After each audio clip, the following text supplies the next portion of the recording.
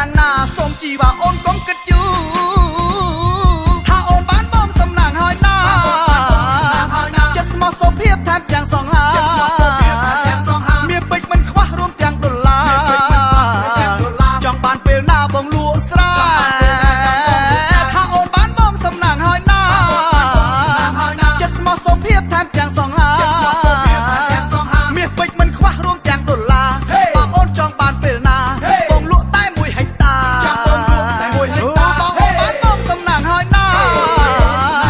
ចិត្តស្មោះសុភាពថែមទាំងសងហាមាសពេជ្រមិនខ្វះរួមទាំងដុល្លារចង់បានពេលណាបងលក់ស្រា